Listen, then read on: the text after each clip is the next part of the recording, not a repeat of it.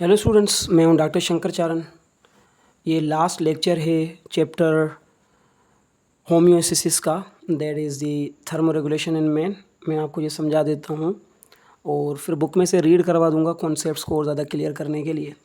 सबसे पहले आपको ये पता होना चाहिए कि जो ह्यूमन होते हैं, ह्यूमन वो मेंटेन करते हैं, समझिएगा concept, human maintain their body temperature, human maintain their body temperature within constant range या within suitable limits that is 37 degree centigrade. ये तो सबको पता है भाई कि जो ह्यूमन होते हैं उनकी बॉडी का टेम्परेचर कितना होगा, 37 डिग्री सेंटीग्रेड होगा। ये कांस्टेंट टेम्परेचर है, ठीक है। तो क्या होता है, हमारे बॉडी के अंदर हीट प्रोडक्शन होती है। क्या होती है? Heat production. ये जो हीट प्रोडक्शन होती है ना, उस हीट प्रोडक्शन को एक टर्म से बुलाया जाता है, दैट इज़ द थर्मोजेनेसिस। अभी समझने की कोशिश करिएगा। थर्मो का मतलब होता है हीट, जेनेसिस का मतलब है प्रोडक्शन। हीट की प्रोडक्शन को थर्मोजेनेसिस कहा जाता है, ठीक है। ये जो थर्मोजेनेसिस होती है वो ऐसे याद रखिएगा, बिहेवियरल भी हो सकती है, ठीक है, बिहेवियरल भी हो सकती है, एंड प्लस में ये फिजियोलॉजिकल भी हो सकती है। It can be behavioural as well as physiological, ठीक है। थर्मोजेनेसिस आप दो तरीके से कर सकते हैं, that is the behavioural and physiological. लेकिन ये फिर दोबारा डिपेंड करेगा, किस पे डिपेंड करेगा कि हॉट कंडीशंस हैं, ठीक है। ये डिपेंड करेगा कि भाई देखिए हॉट कंडीशंस हैं और कोल्ड कंडीशंस हैं। इन बेसिस पे भी डिपेंड करेगा थर्मोजेनेसिस कैसे होगी कैसे नहीं होगी। तो थर्मो रेगुलेशन, इंसान का बॉडी का टेम्परेचर हमेशा 37 होता है। वो बिहेवियर से भी अपनी हीट को मेंटेन करते हैं, और फिजियोलॉजी मतलब कि बॉडी के इंटरनल मैकेनिज्म, मेटाबॉलिक एक्टिविटीज़ को बढ़ा दिया बॉडी के अंदर वगैरह वगैरह, इससे भी हीट को मेंटेन करते हैं। और हॉट कंडीशंस में इनका बिहेवियर अलग होगा और फिजियोलॉजी अलग होगी। कोल्ड कंडीशंस में जो बिहेवियर और फिजियोलॉजी होगी वो डिफरेंट होगा। यही चीज़ हमने यहाँ पे समझनी है। आ रही बात समझ में? ठीक है। हमारा जो थर्मो रेगुलेशन है, that is controlled by a important part of brain, that is hypothalamus. समझिएगा, thermo regulation is controlled by hypothalamus. हमारे ब्रेन का सबसे इम्पोर्टेंट पार्ट होता है, जिसे कहा जाता है हाइपोथैलेमस। और यही हाइपोथैलेमस है जो कि क्या करेगा, कंट्रोल करता है हमारे बॉडी की हीट को। इसी वजह से हाइपोथैलेमस को कहा जाता है thermostat of the body. Hypothalamus को क्या कहा जाता है? थर्मोस्टेट ऑफ बॉडी, क्योंकि बॉडी के टेम्परेचर को ये क्या कर रहा है, ये मेंटेन कर रहा है। सही है, सही है। हमारी बॉडी के अंदर देखें, दो बार आपको एक चीज़ समझा रहा हूँ। हमारी अगर आप बॉडी को देखेंगे तो हमारी बॉडी के अंदर आपको बहुत सारे रिसेप्टर्स मिलेंगे, ठीक है। रिसेप्टर के डिफरेंट टाइप होते हैं, लेकिन हमारी बॉडी के अंदर आपको स्किन के ऊपर मोस्टली, आपको हमारी जो स्किन होती है, इस स्किन के ऊपर मोस्टली आपको मिलेंगे थर्मो रिसेप्टर। कौन मिलेंगे आपको? Thermo receptor. मैंने आपको बताया हुआ है फीडबैक मैकेनिज्म के अंदर कि रिसेप्टर जो होते हैं वो ब्रेन को सिग्नल करते हैं कि भाई चेंज हो रहा है। स्टिमुलाई के बारे में बताते हैं। और यहाँ पे स्टिमुलाई क्या है भाई? यहाँ पे स्टिमुलाई है टेम्परेचर। टेम्परेचर जो होता है उसका थोड़ा सा भी चेंज हो जाएगा तो वो सिग्नल भेजेंगे हमारे बॉडी के, हमारे ब्रेन के सबसे इंपॉर्टेंट पार्ट को। यहाँ पे हमारा ब्रेन का सबसे इंपॉर्टेंट पार्ट होता है जिसे आप नाम देंगे हाइपोथैलेमस। समझिएगा कॉन्सेप्ट को। सपोज यहाँ पे मौजूद है हमारा hypothalamus, over here is the hypothalamus. तो ये जो रिसेप्टर होंगे they are going to detect the change in temperature. वो सिग्नल कहाँ पे भेजेंगे? हमारे हाइपोथैलेमस में। और हाइपोथैलेमस क्या करेगा? डिसाइड करेगा कि हीट को कंजर्व करना है, हीट को कंजर्वेशन करनी है, मतलब कि हीट कंजर्वेशन मैकेनिज्म ऑन करना है, और हीट लॉस मैकेनिज्म ऑन करना है।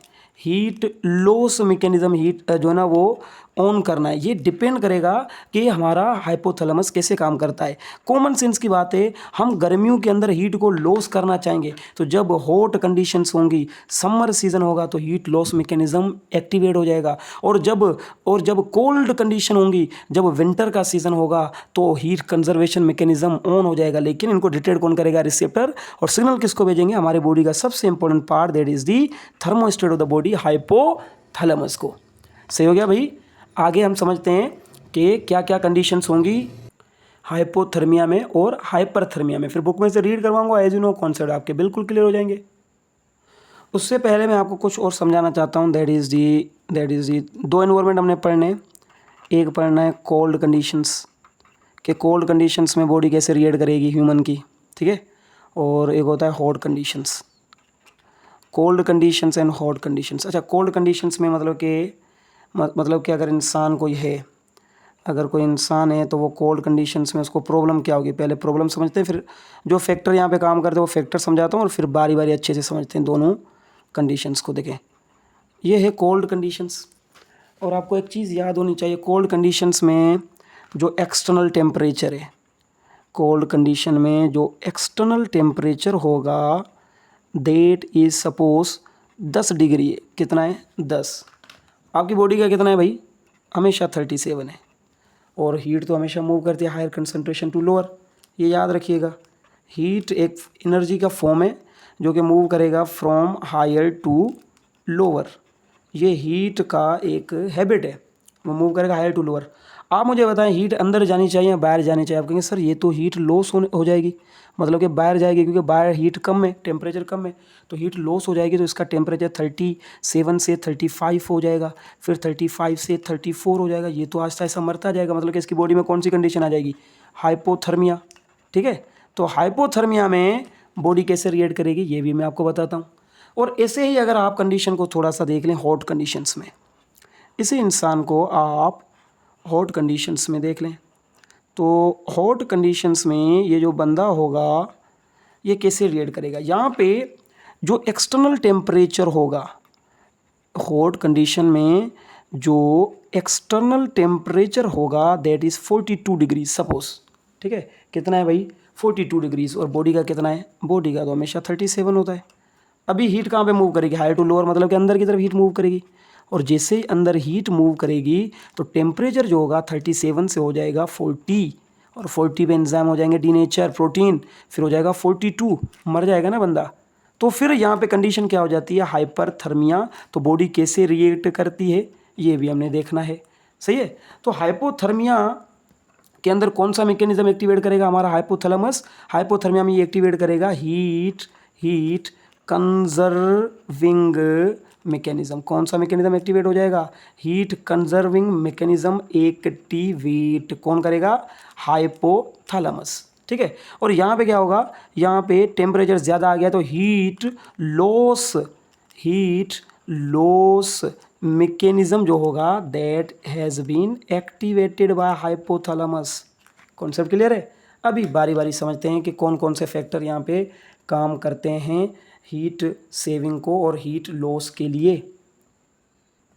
चलें जी, हमारे पास है mechanisms in hot weather conditions versus mechanisms in cold weather conditions. Hot weather conditions में हमें हीट को लॉस करना है क्योंकि बॉडी के अंदर ज़्यादा कंसंट्रेशन में आ रही है, बॉडी की हीट बढ़ रही है। और अगर आप बात करेंगे कोल्ड वेदर कंडीशंस की तो हमें हीट को क्या करना पड़ेगा? कंजर्व करना पड़ेगा। तो कैसे करते हैं, क्या क्या मैकेनिज्म है, बारी बारी समझाता हूँ आपको। नंबर 1 ये है कि यहाँ पे जो कंडीशन होंगी that had happen hyperthermia. Body के अंदर क्या हो गया है? हाइपरथर्मिया हो गया है। ये क्या है? हीट बढ़ गई है बॉडी के अंदर। तो सबसे पहले क्या होगा, जो बॉडी होगी वो क्या करेगी? सबसे पहले जो मैकेनिज्म होगा दैट इज़ दी वेजोडाइलेशन। सबसे पहले होगा दैट इज़ वेजोडाइलेशन, ठीक है। वेजोडाइलेशन क्या होता है? जो आर्टरीज होते हैं उनका डायलेट हो जाना, उनका बढ़ जाना अपनी साइज़ से, ठीक है। और ये वेजोडाइलेशन कहाँ पे होगी? ये होगी स्किन के करीब, ये होगी हमारे स्किन के करीब वेजोडाइलेशन, ठीक है। और वेदोडाइलेशन करने के लिए कुछ हार्मोन्स वगैरह चाहिए। तो वेदोडाइलेशन होगी तो ज़्यादा ब्लड मूव करेगा हमारी स्किन से, ठीक है। स्किन से ज़्यादा ब्लड मूव करेगा तो हमारे ब्लड के अंदर हीट मौजूद है। क्या मौजूद है? हीट मौजूद है। तो जितना ज़्यादा ब्लड स्किन से मूव करेगा उतना ज़्यादा जो हीट होगी वो लॉस होगी, ठीक है। इतना ज़्यादा क्या होगी? हीट लॉस होगी। सबसे पहले आपने ये याद रखना है कि वेज़ोडाइलेशन होगी हमारी बॉडी के अंदर हीट को लॉस करने के लिए। दूसरा जो मैकेनिज़्म होगा दैट इज़ दी स्वेटिंग। क्या होगा? परस्पाइरेशन। सेकेंड मैकेनिज़्म विल बी परस्पाइरेशन, ठीक है। और परस्पाइरेशन का मतलब क्या है भाई? दैट इज़ दी स्वेटिंग, ठीक है। परस्पाइरेशन का मतलब क्या है? हमारी बॉडी के अंदर होगी स्वेटिंग। समझिएगा कॉन्सेप्ट को। So there will be the sweating, सही है। तो सिंपली क्या होगा, जब टेम्परेचर ब्लड का हाई है तो कॉमन सेंस से वो जो ब्लड होगा वो हमारे हाइपोथैलेमस में भी तो जाएगा, हाइपोथैलेमस में भी जाएगा ब्लड। और जैसे ही ब्लड हाइपोथैलेमस में जाएगा तो उसका टेम्परेचर क्या है? उसका टेम्परेचर हाई है। हाई टेम्परेचर देख के हमारा जो हाइपोथैलेमस होगा वो सिग्नल भेजेगा हमारे स्वेट ग्लैंड्स को। किसको सिग्नल भेजेगा? स्वेट ग्लैंड को। और आपको पता है स्वेट ग्लैंड्स कहाँ पे मौजूद है? ये हमारी स्किन है, ठीक है। हमारी स्किन है। स्किन के ऊपर वाले पार्ट को कहा जाता है एपिडर्मिस। ये हो गया एपिडर्मिस। और नीचे वाले पार्ट को कहा जाता है डर्मिस। और डर्मिस के नीचे एक और पार्ट होता है जहाँ पे हमारा सबक्यूटेनियस फैट मौजूद होता है, that is termed as the hypodermis, ठीक है। दैट इज़ दी हाइपोडर्मिस, सही है ना। ये तीन हमारे पास होते हैं। तो हमारे जो स्वेट ग्लैंड्स होते हैं ना वो यहाँ पे मौजूद होते हैं। तो यहाँ पे स्वेट ग्लैंड मौजूद होते हैं, ठीक है। और स्वेट ग्लैंड में से क्या निकलता है? स्वेट। स्वेट का मतलब क्या होता है? पसीना। और पसीना क्या करता है? अपने साथ किसको लेके जाता है? हीट को करता है लॉस, ठीक है। तो मतलब कि गर्मियों के अंदर क्या होगा, ज़्यादा जब टेम्परेचर हो जाएगा, एक तो होगा वेज़ोडाइलेशन, दूसरा होगा परस्पायरेशन। परस्पायरेशन के लिए हाइपोथैलेमस सिग्नल भेजेगा स्वेट ग्लैंड को। और जो स्वेट ग्लैंड्स होंगे वो क्या रिलीज़ करेंगे? पसीना रिलीज़ करेंगे। और पसीने की फॉर्म में हमारी हीट जो होगी बॉडी में से वो लॉस हो जाएगी। भाई कॉन्सेप्ट क्लियर हो रहा है, ठीक है। आपके बुक में यही बताया गया है। एक और चीज़ बताई गई है हाइपोडर्मिस के बारे में कि हाइपोडर्मिस जो होता है अगर वो थिन हो गया तो फिर स्ट्रोक होने के चांसेस बढ़ जाते हैं। अभी समझिए ये क्या है। हाइपोडर्मिस अगर थिन हो गया तो स्ट्रोक के चांसेस बढ़ जाते हैं। हीट स्ट्रोक होता है ना, पता है हीट स्ट्रोक में क्या होता है? हीट स्ट्रोक में बंदे को पसीना आता ही नहीं है, मतलब कि उसकी बॉडी में जो हीट जा रही है ना वो लॉस होती नहीं है हीट स्ट्रोक में। तो जिसकी वजह से उस बंदे को बेचारे को पता ही नहीं चलता कि मेरी बॉडी का टेम्परेचर 41 या 42 हो गया है। और फिर अचानक से उसको स्ट्रोक होता है, बंदा बेहोश हो जाता है। ये डेथ काज कर सकता है, इतना खतरनाक है। उसमें पसीना भी नहीं आएगा और बॉडी को पता ही नहीं चलेगा कि हीट अंदर की तरफ आ रही है जो बाहर की 43 डिग्री सेंटीग्रेड है। तो ऐसे क्या होता है? हाइपोडर्मिस थिन हो जाता है। जब हाइपोडर्मिस थिन हो जाता है, ये आपके बुक में एक लाइन लिखी गई है वो समझा रहा हूँ। हाइपोडर्मिस जब थिन हो जाता है तो सिंपली क्या होता है, जो सिग्नल होता है हमारे हाइपोथैलेमस का, जो न्यूरोलॉजिकल सिग्नल होता है वो स्वेट ग्लैंड को नहीं मिलता। स्वेट ग्लैंड को नहीं मिलता तो वो स्वेट प्रोड्यूस नहीं करते। और स्वेट ग्लैंड जब स्वेट प्रोड्यूस नहीं करेंगे तो हीट लॉस कम हो जाएगी ना, हीट लॉस होगी नहीं। और हीट लॉस होगी नहीं तो उस बंदे को पसीना नहीं होगा और जिसकी वजह से बॉडी की हीट बढ़ती जाएगी और उस बंदे को क्या हो जाएगा? हीट स्ट्रोक हो जाएगा due to the thinning of hypodermis, आपके बुक में बताया गया है। सो सिंपली क्या होगा, हमें हीट को लॉस करना है in hypothermia condition, in hot conditions. पहले वेज़ोडाइलेशन होगी, ज़्यादा से ज़्यादा स्किन की तरफ ब्लड मूव करेगा। फिर परस्पायरेशन होगी ताकि स्वेटिंग के ज़रिए ब्लड जो है ना वो स्वेटिंग के ज़रिए हमारा जो हीट है वो लॉस हो सके। दो और तरीके कार हैं, बता रहा हूँ आगे। इसके अलावा गर्मियों के अंदर हीट को लॉस करने के लिए, एक तो हीट ऑलरेडी बॉडी में इतनी आ चुकी है तो हमारी बॉडी मेटाबॉलिक रेट को लो कर देगी, तो याद रखिएगा। सेकेंड होता है स्लो मेटाबॉलिक रेट्स, ठीक है। मेटाबॉलिक रेट्स क्या होते हैं भाई? किसी चीज़ का बनना या टूटना। तो अगर कोई चीज़ बन रही होगी या टूट रही होगी, उसके बनने या टूटने से क्या बनेगी? हीट बनेगी ना भाई। तो जो हीट बनेगी वो अगेन एक तो टेम्परेचर हाई है तो और ज़्यादा हाई हो जाएगा। तो गर्मियों के अंदर हमारा जो मेटाबॉलिक रेट है वो स्लो हो जाता है। आपने देखा होगा हमें जो खाना होता है, आप जो खाते हैं वो सर्दियों में ज़्यादा खाते हैं कंपेयर टू गर्मियाँ। गर्मियों में हम खाना इतना ज़्यादा क्यों नहीं खा सकते? क्योंकि हमारा मेटाबॉलिक रेट क्या हो चुका है? स्लो हो चुका है, ठीक है। एक ये भी कॉन्सेप्ट याद रखना है। और नंबर 4 आपने याद रखना है लो फेट अक्यूमुलेशन, ठीक है। गर्मियों के अंदर हमारी बॉडी में जो फेट अक्यूमुलेट होता है वो लो होता है, ठीक है, लो। अच्छा, गर्मियों के अंदर फेट जो होता है हमारी बॉडी में इतना अक्यूमुलेट नहीं होता, ये याद रखिएगा। फेट इतना ज़्यादा अक्यूमुलेट नहीं होता। और फिफ्थ जो कॉन्सेप्ट आपने याद रखना है ये कि हीट लॉस बाय दो मेथड है जिससे हीट को लॉस किया जाता है। एक मेथड को आपके बुक में बताया गया है कन्वेक्शन, ठीक है, कन्वेक्शन, और दूसरा होता है कंडक्शन, ठीक है। ये आपने फिजिक्स में पढ़े होंगे। कन्वेक्शन का मतलब होता है molecule two molecule heat transfer.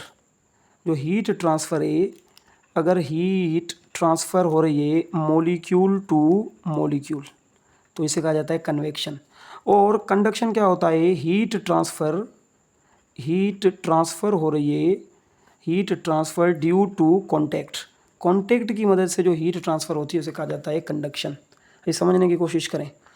मैं आपको ये बताऊं कि देखिए मेरे पास यहाँ पे अगर मैं हीट कर रहा हूँ इनको हीट कर रहा हूँ तो यहाँ पे कॉन्टैक्ट की वजह से जो हीट प्रोड्यूस हो रही है, ये दोनों गर्म हो जाएगा, ये जो बर्तन है हीट की वजह से, तो कॉन्टैक्ट की वजह से कौन सा मैकेनिज्म होगा, दैट इज़ कंडक्शन, ठीक है।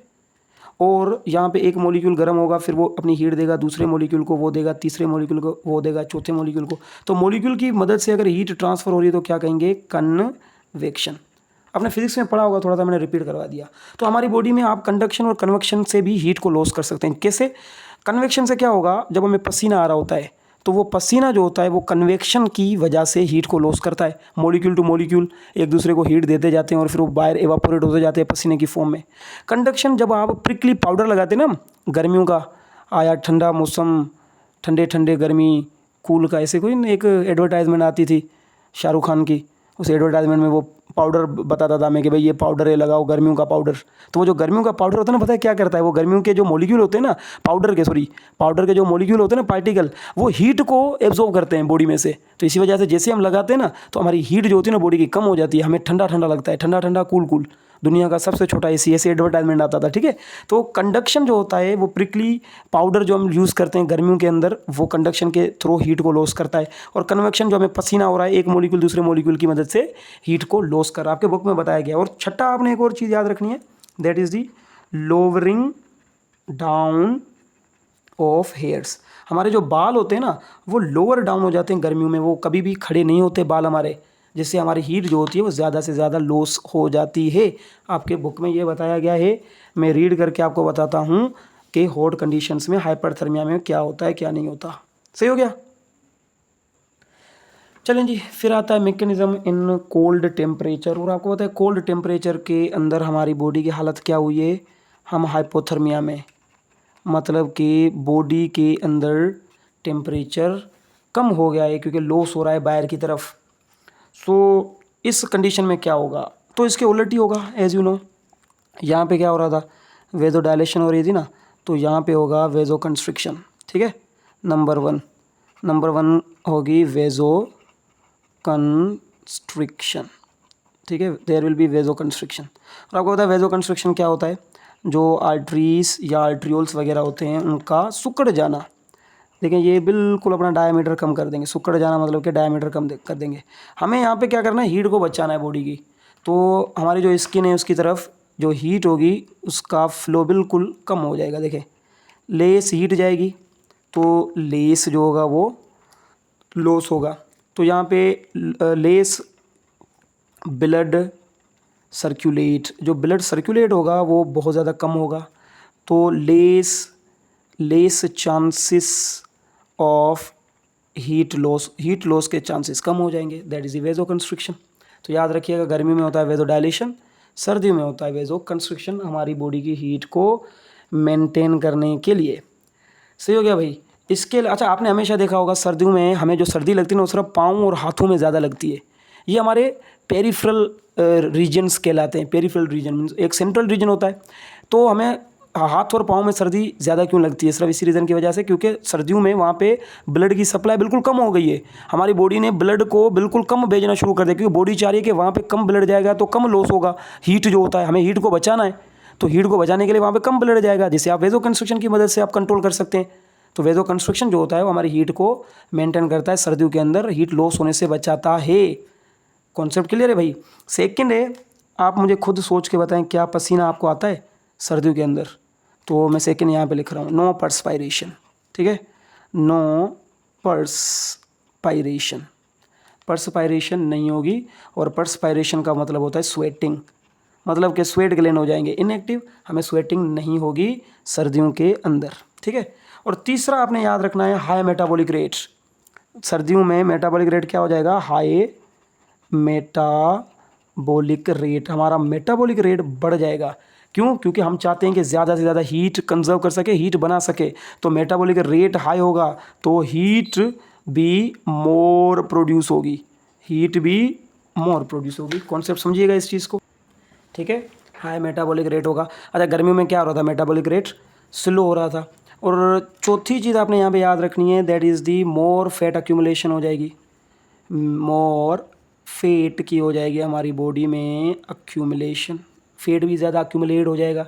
और जब फेट अक्यूमुलेट हो जाता है तो वो इंसुलेशन काज करता है, याद रखिएगा, इंसुलेशन के तौर पे काम करता है। और इंसुलेशन मतलब कि हीट लॉस होने से बचाता है। हाइपोडर्मिस के अंदर ये स्टोर होता है।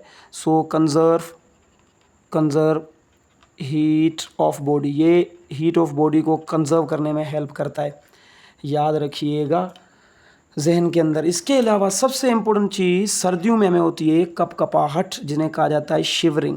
क्या कहा जाता है, शिवरिंग।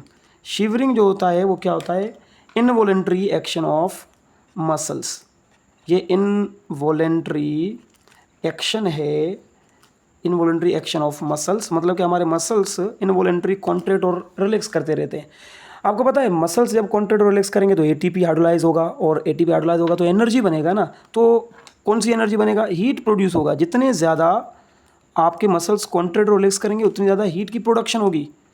यही तो है, हमें हीट प्रोड्यूस करनी है भाई सर्दियों के अंदर। इसी वजह से आपने देखा होगा हमें गर्मी में कपकपाहट नहीं होती, कपकपाहट हमें सर्दियों में होती है, शिवरिंग। ताकि जितनी ज़्यादा सर्दी लगेगी उतनी ज़्यादा आपको कपकपाहट होगी। वो कपकपाहट क्यों हो रही है, क्योंकि वो आपकी बॉडी की हीट बना रही है। तो मैकेनिज्म को अगर आप मिला के देखेंगे तो ये अलग मैकेनिज्म हो, ये अलग हो गए। तो हमारी बॉडी कोल्ड इन्वायरमेंट में डिफरेंट तरीके से रिएक्ट करती है, हॉट में डिफरेंट तरीके से रिएक्ट करती है। सही हो गया भाई। तो ये कुछ चीज़ें हैं, याद रखिएगा। एक और यहाँ पे बताता हूँ, एक ये कि यहाँ पे क्या हो रहा था, लोअरिंग डाउन ऑफ हेयर्स हो रहा था। और यहाँ पे क्या होगा, that is erection of hair. क्या हो जाएगा, इरेक्शन ऑफ हेयर्स। ये जो हमारे बाल होंगे आपको पता है वो सर्दियों में खड़े हो जाते हैं।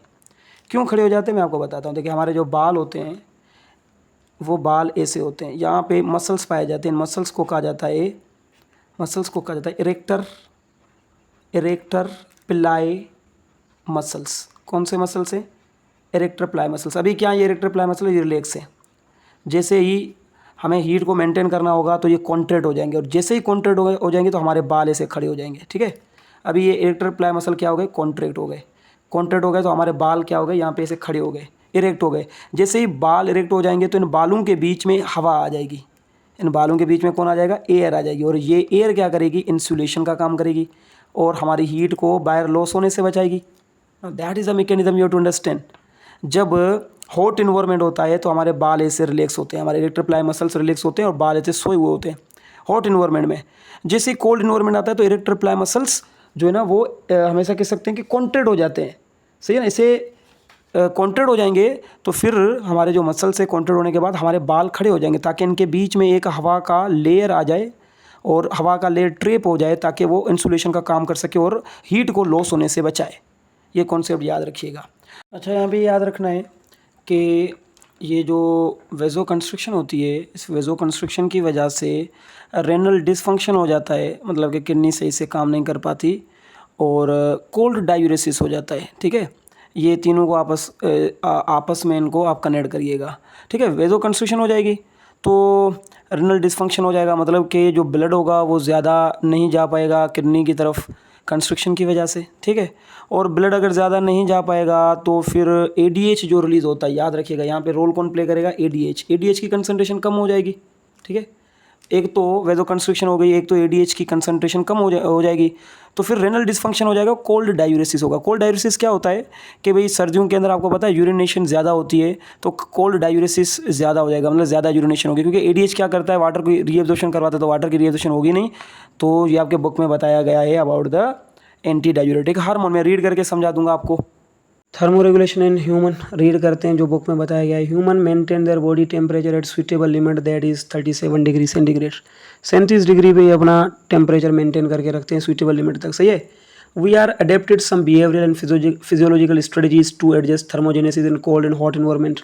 कोल्ड इन्वायरमेंट या हॉट इन्वायरमेंट में अपने बॉडी के टेम्परेचर को मेंटेन करने के लिए physiological and behavioural mechanism apply करते हैं। सर्दियों के अंदर आप गर्म कपड़े पहनते हो, गर्मियों के अंदर आप बिल्कुल पतले कपड़े पहनते हैं, तो ये क्या, ये बिहेवियर हो गया। और बॉडी के अंदर आपको पता है चेंजेस आते हैं, वेदो डायलेशन, वेदो कंस्ट्रक्शन, ये क्या, ये फिजियोलॉजिकल चेंजेस है। Thermoregulation is controlled by an important part of our brain called hypothalamus which is considered as the thermostat और सेट पॉइंट ऑफ टेम्परेचर। ये थर्मोस्टेट या सेट पॉइंट होता है, टेम्परेचर को मेंटेन यही करता है। टेम्परेचर क्या, बल्कि होम्योस्टेसिस को भी मेंटेन यही करता है hypothalamus. Hypothalamus detect changes of the body temperature by receptor. Receptor पाया जाता है जिन्हें थर्मो रिसेप्टर कहा जाता है, वो चेंजेस के बारे में बताता है हाइपोथैलेमस को। Located in different part of the body and respond accordingly. फिर वो इस हिसाब से रिस्पॉन्ड करता है। अगर सर्दी है तो इस हिसाब से रिएक्ट करेगा, हीट को जो है वो कंजर्व करेगा, गर्मी है तो हीट को लॉस करेगा, ठीक है ना। और नीचे देखें यहाँ पे बताया गया है अबाउट द, ये वेजो कंस्ट्रिक्शन है, ठीक है। आर्टरी देखें बिल्कुल सुकड़ी हुई है, ये वेजो डायलेशन है। तो ज़्यादा ब्लड पास होगा तो ज़्यादा हीट लॉस होगी। यहाँ पे हमें हीट को सेव करना है क्योंकि ये कोल्ड इन्वायरमेंट में होता है, ये हॉट इन्वायरमेंट में बताया हुआ है लेक्चर में। आगे है कि for example if the surrounding environment becomes hot और पर्सन डू स्ट्रीनियस फिजिकल एक्टिविटी। यहाँ तो आसपास का इन्वायरमेंट हॉट हो जाए, यहाँ वो जो पर्सन है वो बंदा है उसने ज़्यादा एक्टिविटी कर ली है physical, the heat produce inside the body and raises body temperature above suitable limit, this condition is called hyperthermia. Common sense है, बॉडी के अंदर हीट प्रोड्यूस होगी और वो बॉडी के टेम्परेचर को बढ़ा देगी, जिसे आप हाइपरथर्मिया कहेंगे। That heat is transported to the blood when carry that near to the skin, और यही हीट है जो कि ब्लड के जरिए जाएगी स्किन के बिल्कुल करीब। When this elevated body temperature is detected by hypothalamus it neurologically activates the sweat glands to start secretion. और जब ये हीट टेम्परेचर बढ़ गया है ब्लड का और वो डिटेक्ट करेंगे न्यूरोलॉजिकली हमारा, सॉरी वो डिटेक्ट करेगा हमारा हाइपोथैलेमस, तो न्यूरोलॉजिकली सिग्नल भेजेगा स्वेट ग्लैंड्स को ताकि स्वीट सीक्रेट करे और गर्मी मतलब कि बॉडी की हीट या टेम्परेचर कम हो जाए। एज द स्किन परस्पायर्स, जैसे ही स्किन में से पसीना निकलता है, the evaporating sweat takes away the body heat from the blood into the surrounding environment, और वो जो पसीना होता है वो इन्वायरमेंट में लेके जाता है हमारी बॉडी की हीट को, सही है। दिस कूल्ड ब्लड, और जो ब्लड है अभी वो अंदर कूल हो गया क्योंकि पानी जो है पसीना वो हीट लेके चला गया। Now this cooled blood is then transported back to the body to prevent the body temperature from becoming too high, और ये जो कोल्ड टेम्परेचर हो गया है बॉडी का ब्लड का वो जाएगा पूरी बॉडी के अंदर और बॉडी के अंदर टेम्परेचर कम होना शुरू हो जाएगा। The blood वीजल near the skin dilate in hot condition and facilitate the maximum transfer of heat away from inside the body. जो स्किन के करीब हमारी जो आर्टरीज होती है वो डायलेट हो जाती है ताकि ज़्यादा से ज़्यादा ब्लड वहाँ पे मूव करे और ज़्यादा से ज़्यादा हीट जो है वो बॉडी में से रिमूव हो। This dilation of blood vessel is called vaso dilation, इसे वेजो डायलेशन कहा जाता है। Thinning of hypodermis lowers the perspiration and this condition में lead to heat stroke and exhaustion. मैंने आपको बताया था थिनिंग ऑफ हाइपोडर्मिस की वजह से हीट स्ट्रोक होने के चांसेस, हीट स्ट्रोक खतरनाक है, बंदा मर भी सकता है इसमें। Humans can also transfer heat by conduction and convection as well as, अभी कंडक्शन क्या है, means heat transfer through some physical interaction, contact की वजह से उसे कंडक्शन कहा जाता है। For example prickly heat powder और ice pack makes a cooling effect on skin. Ice pack आप लगा दें स्किन के ऊपर, यहाँ आप जो पाउडर लगा दें गर्मियों के अंदर, वो कंडक्शन के थ्रू हीट को लॉस करवाता है। और convection means transfer of body heat by movement of air और water molecules across the skin, और मोलिक्यूल्स की वजह से जो हीट रिमूव हो रही है चाहे वो पानी के मोलिक्यूल हो या एयर के मोलिक्यूल, तो उसे कन्वेक्शन कहेंगे। इससे हीट लॉस करते हैं हम गर्मियों में। आगे बताया गया है कि when the body experiences cold environment, जब बॉडी को कोल्ड इन्वायरमेंट मिलता है, the body temperature trend to decrease, this condition is called hypothermia. जाहिर सी बात है बॉडी का टेम्परेचर कम होगा। To conserve body heat hypothermia, in hypothermia perspiration reduce, आपको पसीना नहीं आएगा ना सर्दी में तो परस्पायरेशन रिड्यूस हो गया। And blood vessel become narrow, मतलब कि vaso constriction and carrying blood down to the skin, this condition of blood vessel is called vaso constriction, ठीक है, ये सर्दियों में होगा। The subcutaneous fat become thick and become an insulating layer, fat accumulation ज़्यादा हो जाएगी। To conserve heat in the body in hypothermia sometimes body shivers, shivering होगी, ठीक है ना, शिवरिंग का मतलब कप कपाट। And this involuntary action of muscle generate heat to warm the body, जिसकी वजह से हीट बनेगी और बॉडी वार्म हो जाएगी। The vaso constriction cause by hypothermia induce renal dysfunction, और इसी वेजो कंस्ट्रक्शन की वजह से रेनल डिस्फंक्शन होगा। एंड कोल्ड डायरेसिस होगा, क्यों, क्योंकि the decrease levels of ADH, ADH कम हो गया है तो ज़्यादा पानी यूरिन की फॉर्म में जाएगा क्योंकि एडीएच रीअब्जॉर्ब करता है ब्लड में, तो इसे आप कोल्ड डायरेसिस कहा जाता है। इसलिए सर्दियों में हमें ज़्यादा यूरिनेशन फील होती है। These decrease levels of anti diuretic hormone result in dilute urine, ADH कम होगा तो हमारा यूरिन क्या हो जाएगा, डाइल्यूट हो जाएगा। और आप यहाँ पे स्किन को देख सकते हैं, ये एयर को ट्रैप कर रहा है, हमारे बाल जो है रोंगटे खड़े हो गए, मतलब कि इरेक्टर प्लाई मसल, एपिडर्मिस को आप देख लें, और कैपिलरीज डायलेशन एंड कंस्ट्रक्शन, ये सारे मैकेनिज्म यहाँ पे होते हैं, स्वेट ग्लैंड्स वगैरह। सही ना। इम्यून सिस्टम वाले चैप्टर में आपने पढ़ा होगा, तो यहाँ पे कॉन्सेप्ट आपका बिल्कुल क्लियर हो गया होगा। So that is about the thermo regulation and your chapter homeostasis ends here. अभी हम क्या करेंगे कि नेक्स्ट चैप्टर जल्द से जल्द मैं वीडियो बना के भेजने की कोशिश करूँगा।